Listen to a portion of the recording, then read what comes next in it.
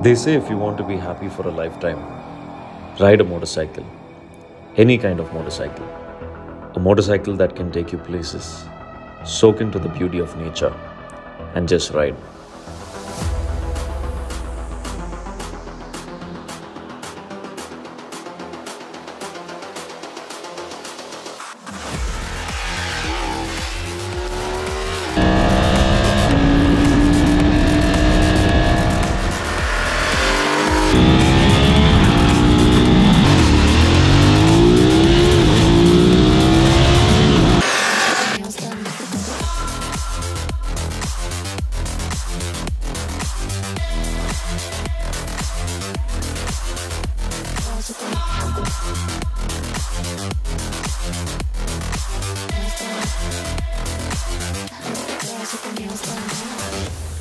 Right, so we've all heard about the BMW motorcycles, known for the 1250 GS, the S1000RR, the pocket rocket on a racetrack.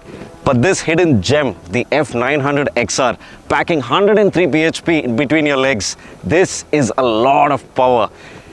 Well, in this video, we're going to be talking about a complete ownership experience by Mr. Rakesh Singh, who's ridden this bike for well over a year and clocked about 20,000+ kilometers.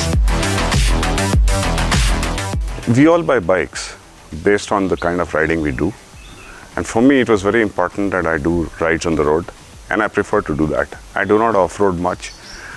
My aim was to go around the country, see places, and that's exactly what I was looking for. I used to ride a Versys 650 earlier, and that perhaps was one of my favorite bikes. As we wanted to upgrade, we started looking at F900XR. We did consider 950 Multistrada and some of the other bikes, but then the reason why we decided in favor of this bike, that it was cheaper and it was extremely powerful and beautiful to handle, and putting these three things together, we bought this bike. So I have done about 20,000 kilometers, and as you clock miles on any bike, you develop a certain kind of love-hate relationship with it, and then you realize that you have certain gripes and there are certainly some joys to look at. Over time, I have made some changes to this bike which made my ride much more comfortable and much more accessible. Besides the standard fitment of protection on a bike like sliders or engine guards and stuff like that, there were certain changes that we made which made my bike much better to use. For example, the first thing that we did was that we changed the windscreen, because the original windscreen is too small and the wind gush on a highway is extremely high. So you get a lot of buffeting on your helmet and it's not at all comfortable. Post this, while we adjusted at two heights, it just works beautifully. We also changed the mirrors. We looked at a Touratech kind of mirror which gave a better view compared to the stock ones. Stock ones are not bad, but then this is just better, so we changed that too. We put the standard buckbuster for protection of the handle. This bike doesn't come with any kind of protection on the handlebar, so we put the buckbuster. And the lights are not very strong. The headlight is just about adequate for dark roads. So we decided to put some lights on it. So we have a set of lights installed on that. And if you notice, one of the reasons why we decided on the SW Motec guard, because it's a little higher compared to other brand guards available in the market. So it gives a much better protection to the fairing. At the same time, it also gives you convenience to install the lights properly at a much higher angle. Well, we did some changes. One of the major changes that we did, and that something was my major gripe with this bike, is that the front shocks are extremely hard. The original springs are very hard, and it just doesn't take any kind of terrain or any kind of bad roads. You really feel every stone in the road. So how did we circumvent that? We went and bought Hyper Pro progressive springs and plunked that right in. And the front shocks are much more pliant and much better on bad roads as you ride.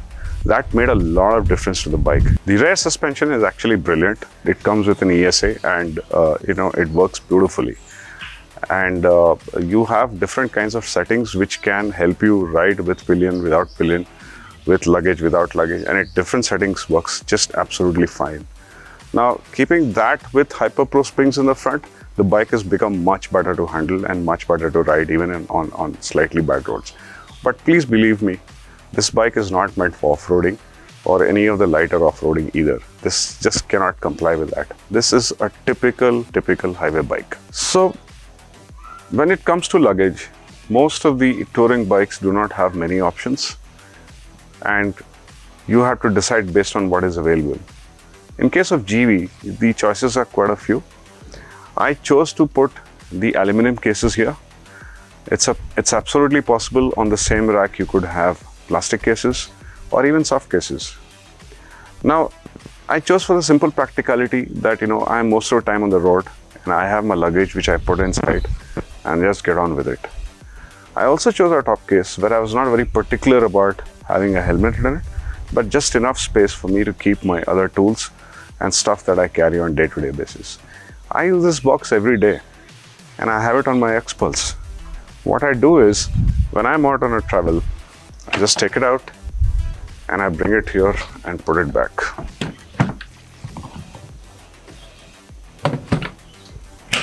That's it. I'm ready to go. There is one question that comes up.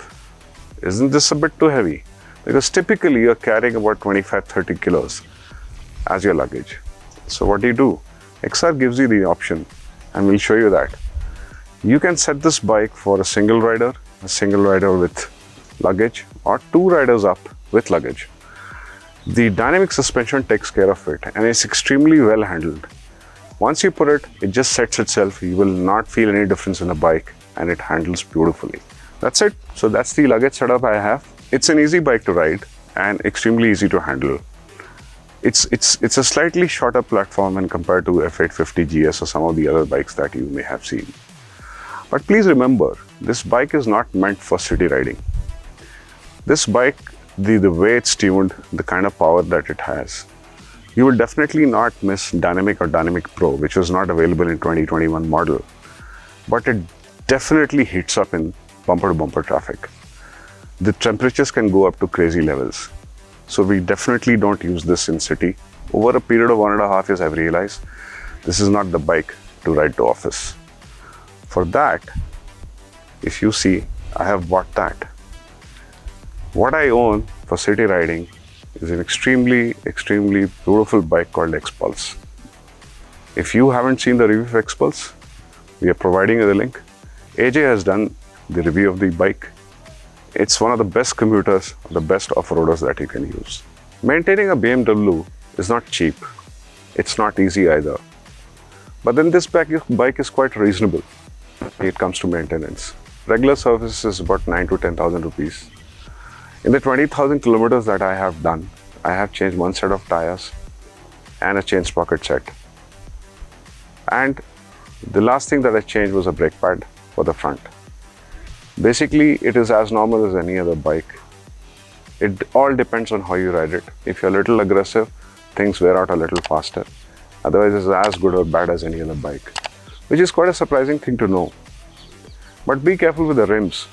If you're going into bad roads, if you have ditches, potholes, be very careful. These rims are not meant to be abused. They bend quite easily. So overall, for 16.5 lakhs, there's quite a lot of bike that you get. And if you take care of it as you would take care of any other bike, this is quite a nice bike to ride. Try it out for yourself, go for a test ride and see if it suits your requirement. For mine, it did. Alright, so there you have it guys, a complete ownership experience of the BMW F900XR. Do let us know your thoughts in the comment section box below. My name is Ajit. I'll see you guys in the next one.